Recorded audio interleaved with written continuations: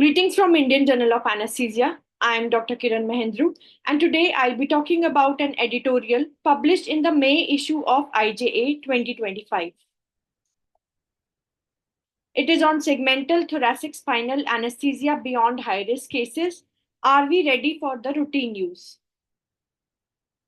Now, spinal anesthesia has been in the armamentarium of anesthesiologists for a long time. High spinal anesthesia was entertained in resource limiting centers in the earlier days where facilities for general anesthesia were not available. An extension of traditional spinal anesthesia is the segmental thoracic spinal anesthesia. It is a spinal anesthetic is injected at a low or a mid thoracic level to facilitate upper abdominal and thoracic surgeries, mostly the breast surgeries in the thoracic surgeries category. Earlier, the segmental thoracic spinal anesthesia was less practiced option reserved for patients undergoing surgery where they were considered to be at great risk of general anesthesia with or without tracheal intubation. In the recent years, segmental thoracic spinal anesthesia has not only been considered but also popularized as an alternative to GA for upper abdominal and thoracic surgeries, that is, the breast surgeries. Many anesthesiologists they continue to express apprehension about the safety of spinal anesthesia at a thoracic level. The major concerns of these anesthesiologists are the fear of direct needle injury to the spinal cord and its sequelae, risk of hypotension and bradycardia due to high level of sympathetic block, and respiratory distress due to motor block of the accessory muscles of respiration.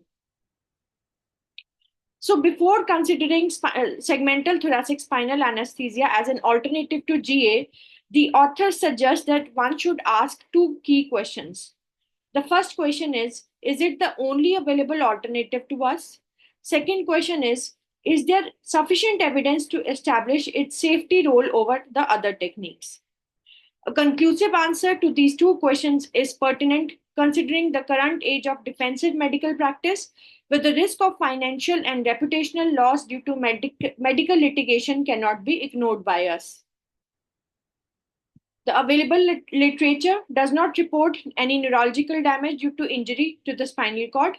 One should remember that often such incidents are underreported because of fear of medical litigation.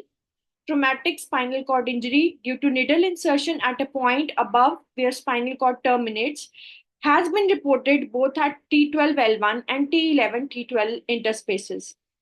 Even direct trauma to spinal cord has been reported in obstetric cases where a Whittaker needle was advanced a bit further at an L2-L3 interspace. Even a minor injury to the spinal cord at the thoracic level may be further aggravated by spinal anesthesia-induced hypotension resulting from a high level of sympathetic block.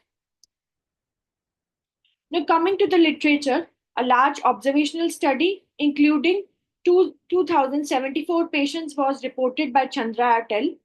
They were looking for the feasibility of thoracic spinal anesthesia and laparoscopic cholecystectomy in ASA physical status 1 and 2 patients.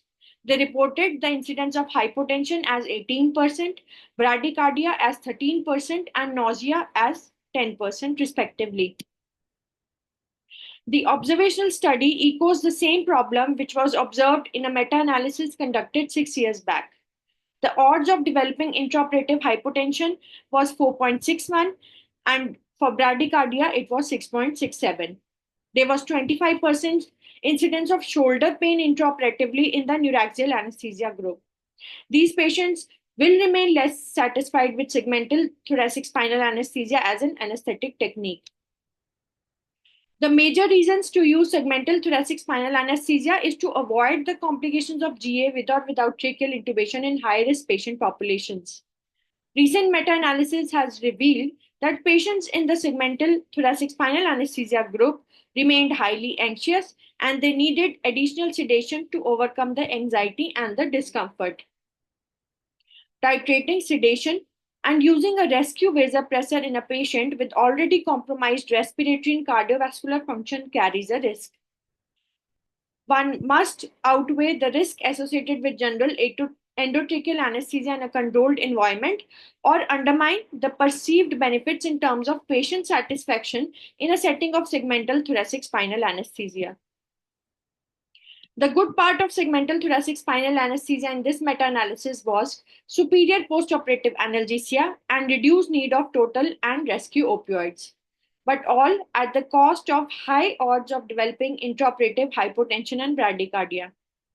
The only perceived benefit of surgeon satisfaction with segmental thoracic spinal anesthesia, as was observed in an Indian study, does not align with the observations made in this meta-analysis, where the surgeons they remain dissatisfied with the sudden unpredictable cautery twitches during axillary lymph node clearance.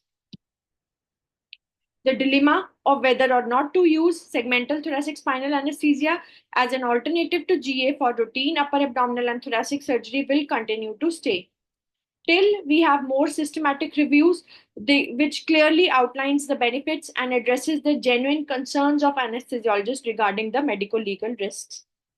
As in the current era, the hospital expects anesthesia to be complication free, and complications due to anesthesia are unacceptable to the patient as well as the surgeons. The authors are glad that a technique like segmental thoracic spinal anesthesia has been added to the armamentarium of anesthesiologists. However, for now, it should be reserved for a select group of patients and specific type of surgeries until more robust data becomes available. Thank you so much.